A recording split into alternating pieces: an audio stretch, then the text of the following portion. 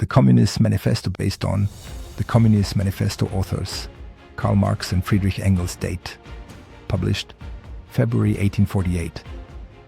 A spectre is haunting Europe, the spectre of communism. With these ominous, almost ghostly words, Karl Marx and Friedrich Engels open one of the most influential and controversial political documents ever written, published in February 1848. Just as revolutions were erupting across Europe, the Communist Manifesto didn't just analyze history, it tried to change it. Imagine living in a world where everything, your work, your home, your very survival, depends on someone else's permission. You wake before dawn, labor until your body aches, and return to poverty, while the person who owns the factory, the land, the machinery grows wealthier from your sweat. This was the reality for millions during the Industrial Revolution, and Marx and Engels saw it as neither natural nor inevitable. They saw it as war.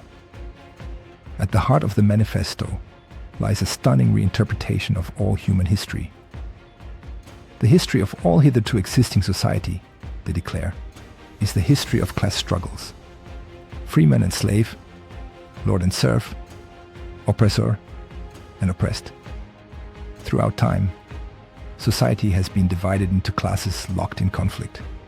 But the modern age, they argue, has simplified these struggles into two great camps facing each other: the bourgeoisie, who own the means of production, and the proletariat, who own nothing but their labor. What makes this analysis so gripping is how Marx and Engels describe capitalism itself. They don't simply condemn it, they express almost awestruck admiration for its revolutionary power.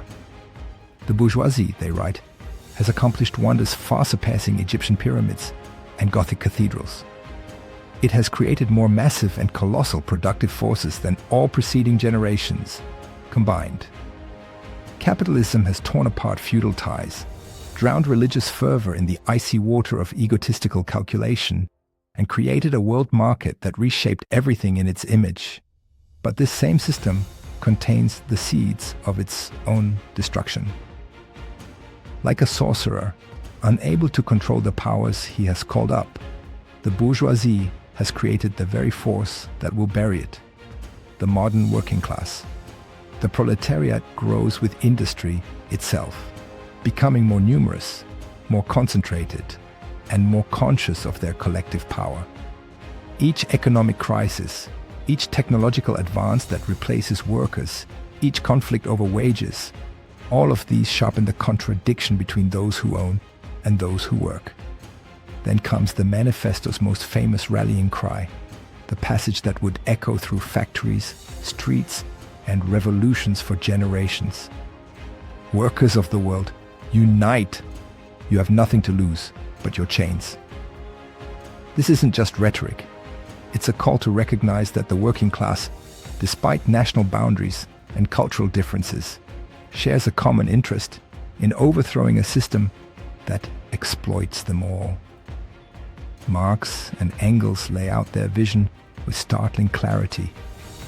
The abolition of private property and the means of production, the end of class distinctions, a society where the free development of each is the condition for the free development of all.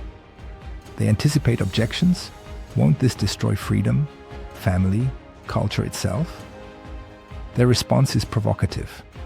These things, as we know them, are already products of class society, already shaped by exploitation. What makes the Communist Manifesto so compelling, even for those who disagree with it, is its sheer analytical force. It explains why society feels the way it does, why change seems both necessary and impossible, why the comfortable few resist the desperate many. It transforms individual suffering into historical pattern, personal frustration into political consciousness. Whether you see it as a blueprint for liberation or a roadmap to tyranny, the Communist Manifesto demands engagement. It changed how millions understood power, economics, and their own place in history. Reading it means confronting ideas that shaped revolutions, inspired movements, and continue to fuel debates about inequality, justice, and human possibility. This slim pamphlet doesn't just analyze the world.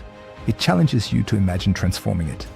The question remains, will you accept the world as it is, or dare to envision what it could become? Marx and Engels threw down a gauntlet that still resonates today, demanding we choose our side in history's greatest struggle.